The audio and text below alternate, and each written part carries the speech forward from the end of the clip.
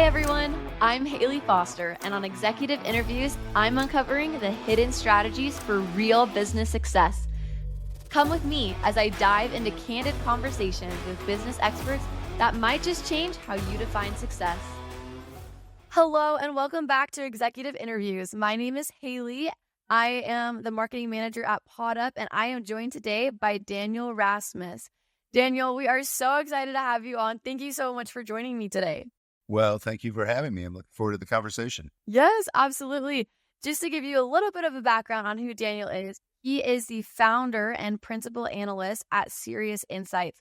Dan, tell me a little bit about your time with Serious Insights and what that's like and what you do there. Yeah, so Serious Insights, I started the company when I left Microsoft. It is a boutique analyst firm, meaning that I live in the same space as the Forresters and Gartners of the world. I used to be a Forrester analyst. And I give advice to companies about their technology strategy, business strategy. And then I do a lot of other fun things like writing reviews of hardware technology. I'm surrounded by laptops and tablets right now and all kinds of other things that I'm writing reviews of and exploring. And so I like writing about technology, giving advice, and thinking about the impact of those things on the future. That's incredible. Tell me about one of the books you've written and just how writing kind of came to be in your career. I mean, I imagine it's hard to balance both data analysis and being a good writer at the same time. How did you do that?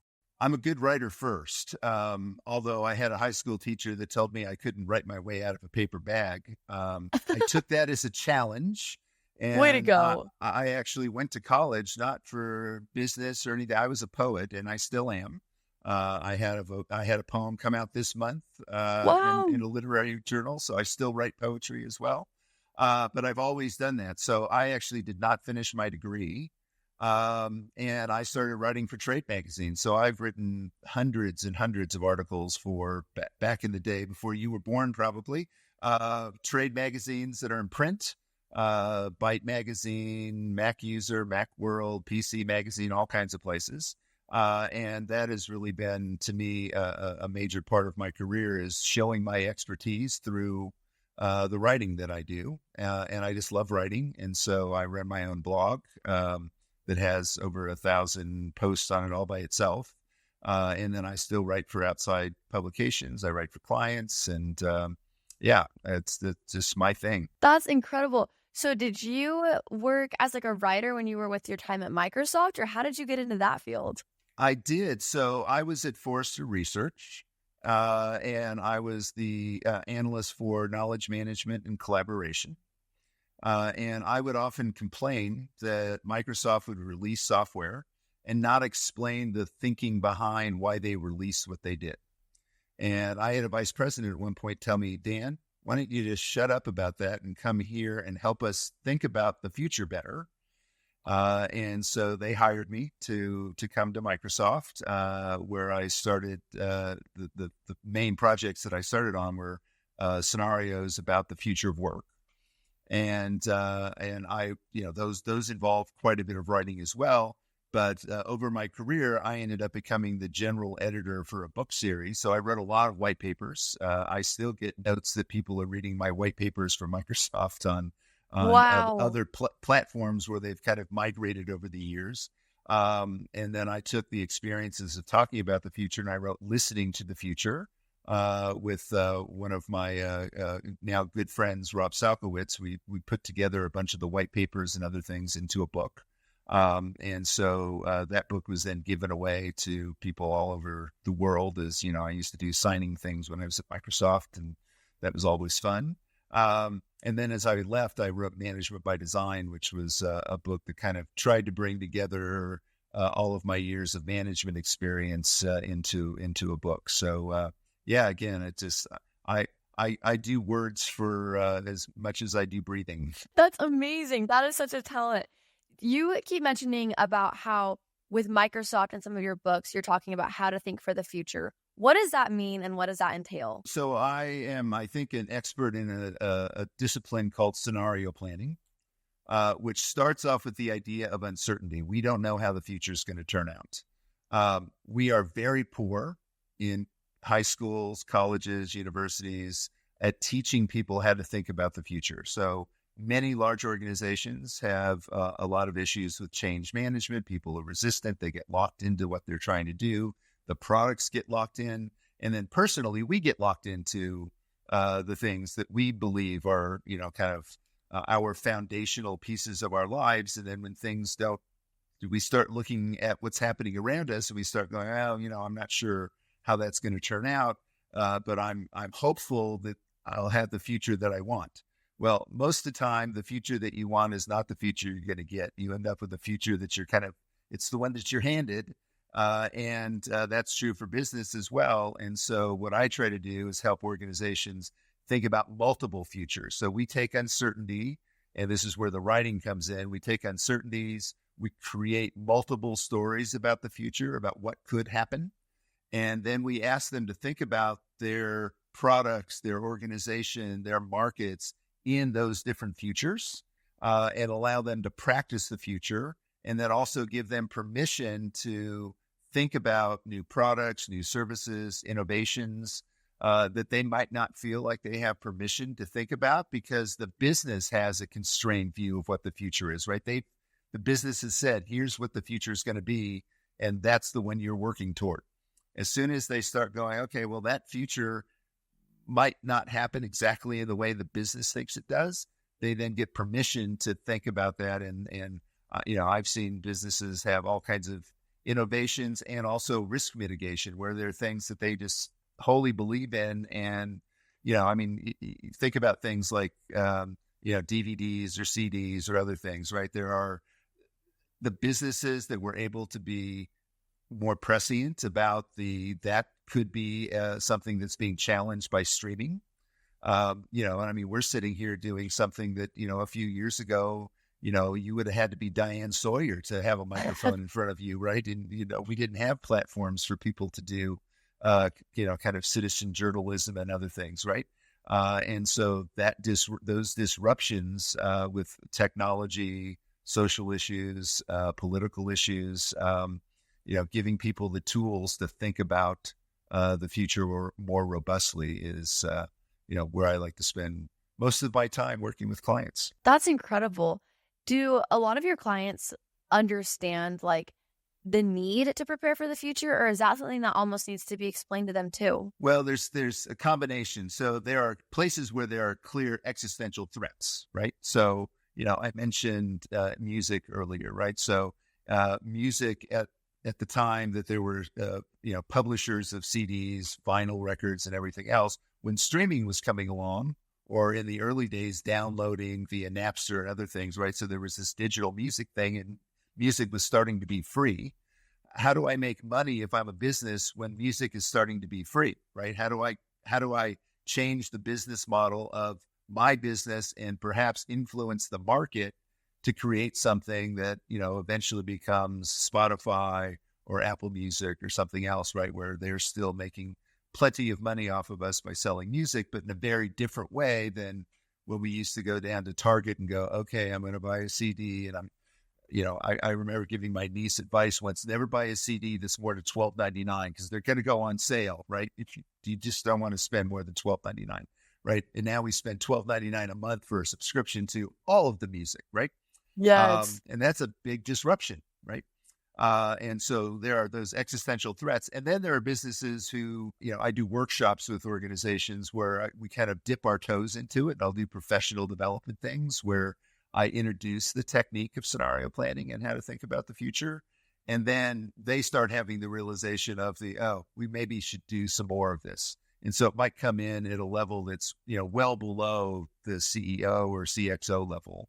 And start kind of bubbling up and percolating from, middle management to saying, we really do need to think about some of this as in terms of how we think about our processes, practices, markets, et cetera. That's incredible. I was reading a case study the other day on Blockbuster and how way back in the day, Blockbuster was this huge place to go get your movies and your videos. And when Netflix came out, Netflix was really good at planning for the future. They were really good at constantly having new upgrades to their services. And I remember like being a kid and getting it shipped to our house, and we got it in the mail, and it was the most exciting thing in the world to me was getting that CD or DVD, whatever it was that we Right, ordered.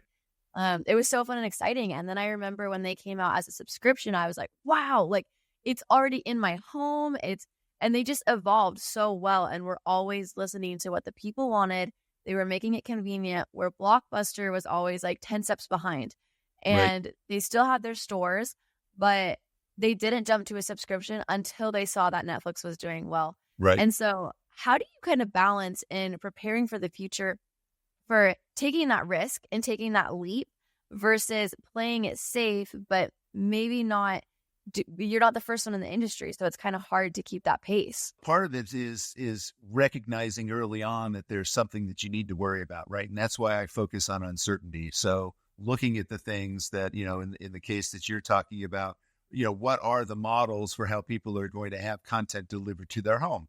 Blockbuster may or may not have done that exercise. They certainly didn't listen to it and take it as internal strategic advice of we should start making an investment. They had cash, right?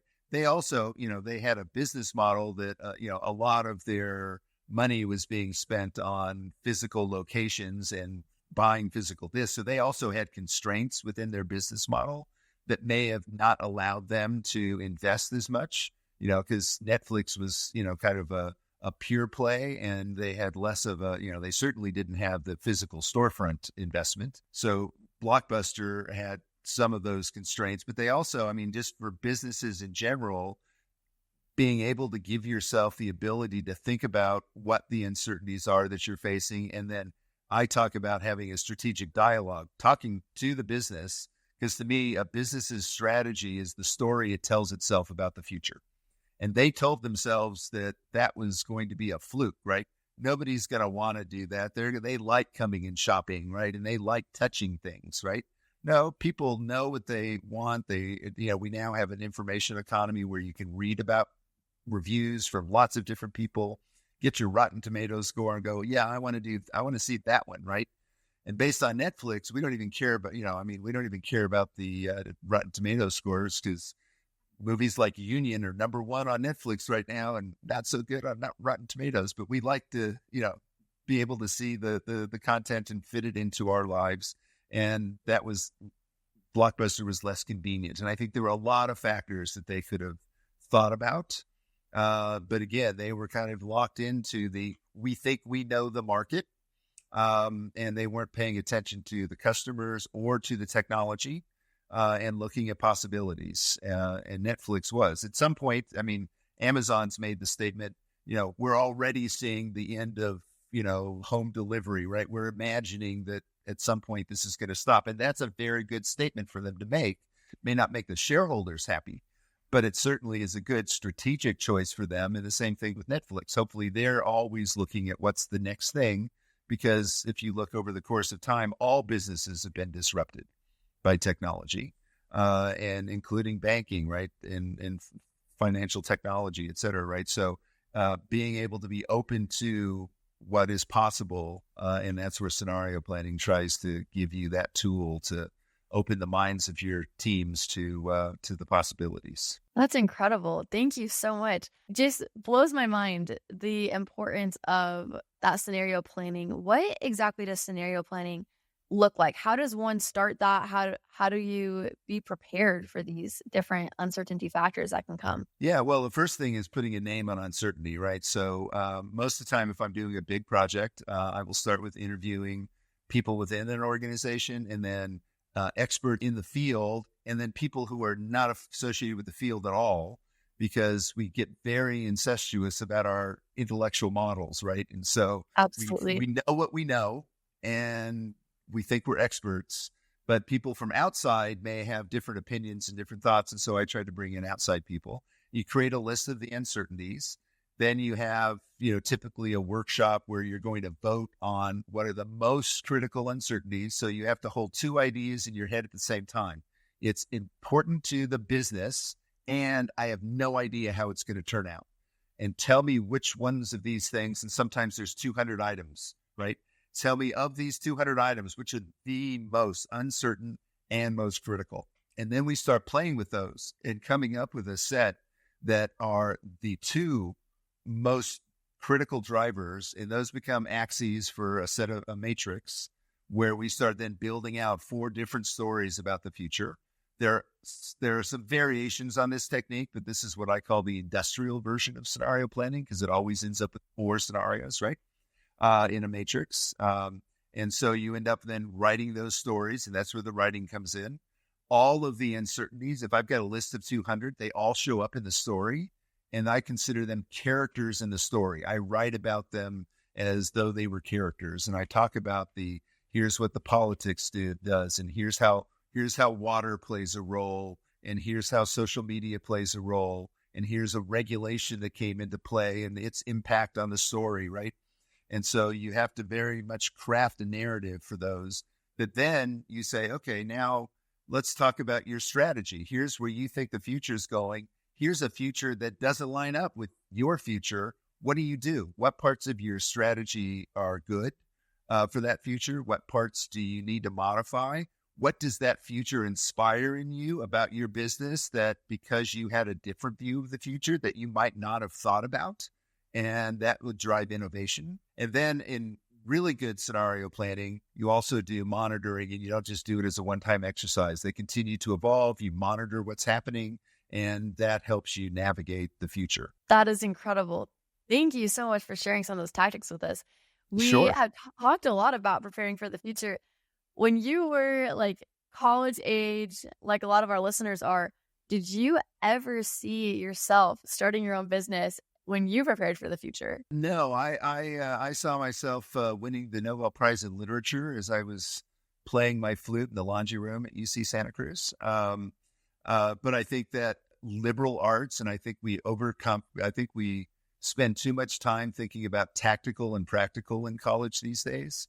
I think the liberal arts background of the ability to think about things on very different areas, right? And to explore literature and ideas, I think gives, kind of help facilitate my thinking in this space, more so than if I, concentrated in, how do I code back in the day? How do I code Pascal or C, or C, or right? And if I become a programmer, I may not be here.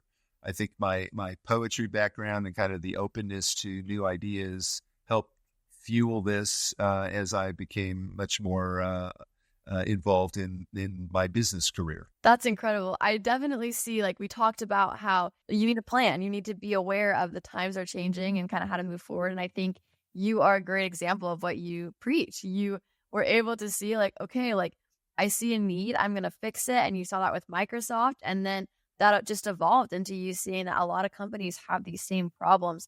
And so we have a lot of people who are also listening who are entrepreneurs and they're looking to start their business, what can they do to strategize and to help prepare for the future? I think all businesses should be using scenario planning, even if they're just kind of dipping their toes into it. I think venture capitalists do the wrong thing to some of their portfolio companies or give them poor advice when they say, concentrate on, whatever it is that's your core business and just go do that. And we'll see if that's successful. And then we'll all make money together.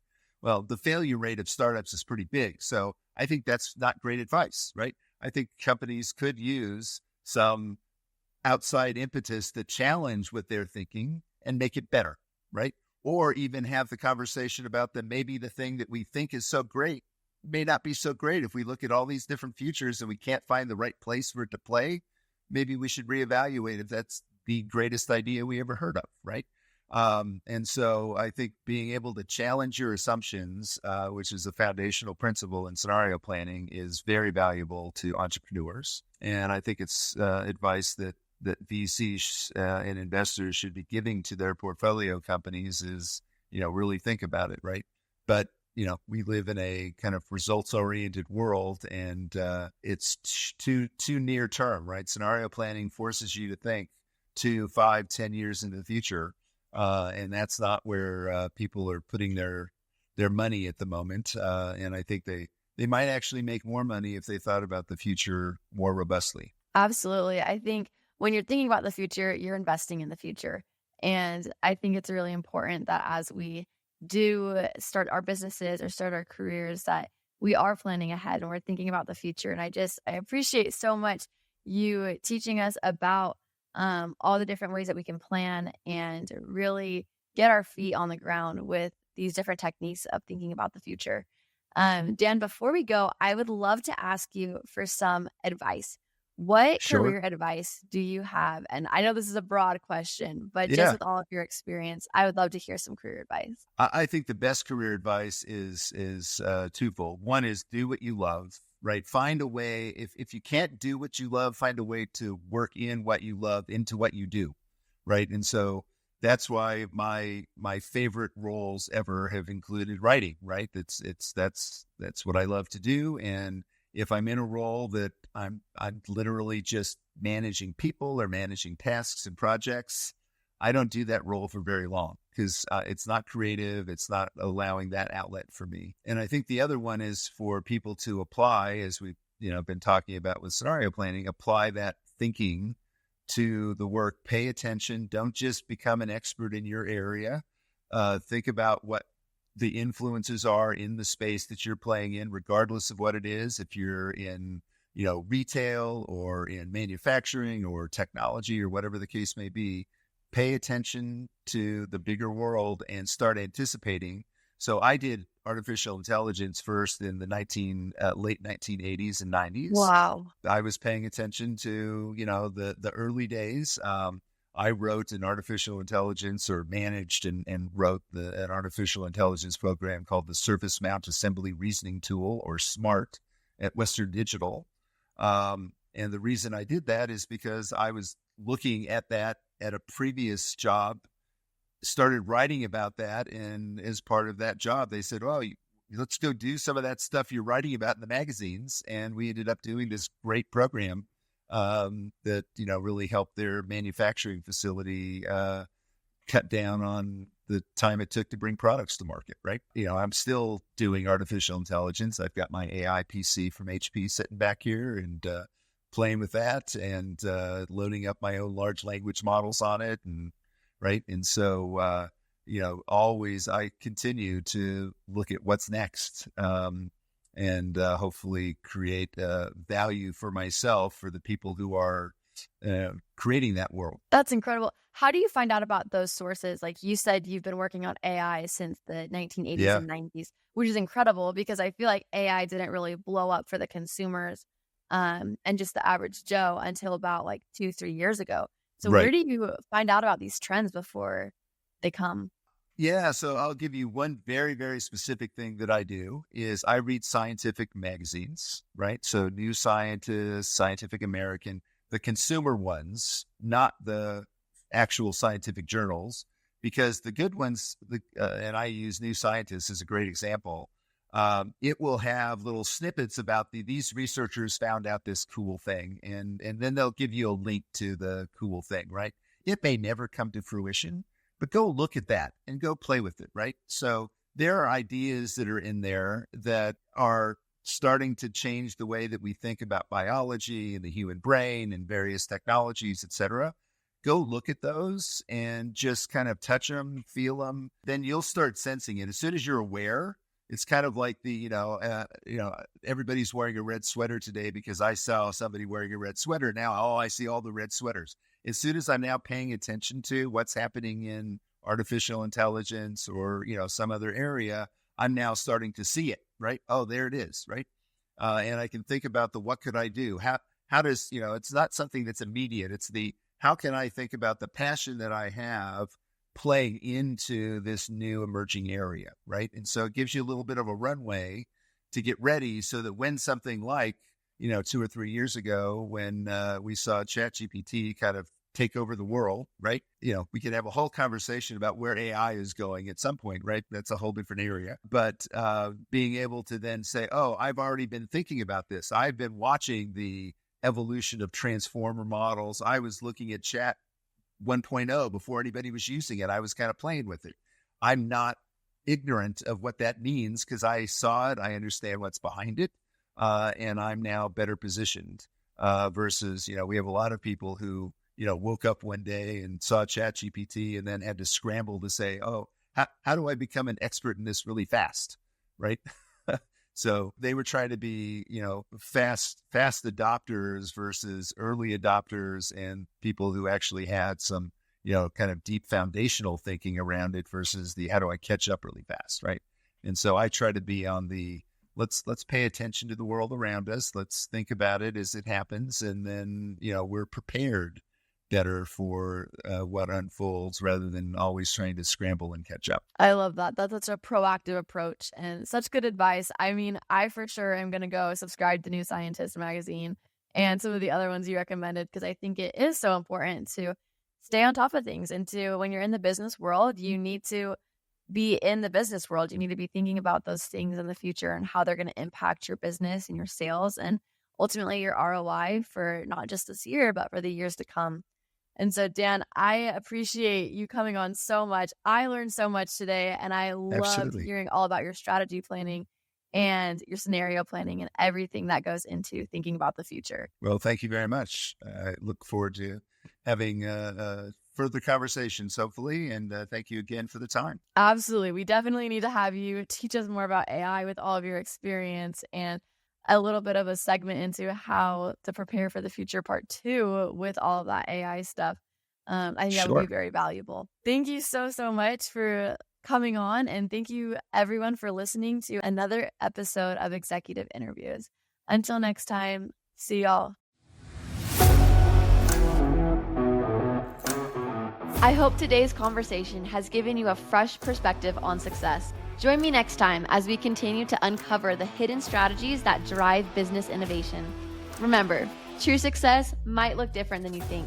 So keep listening, keep learning, and keep redefining your own path to the top.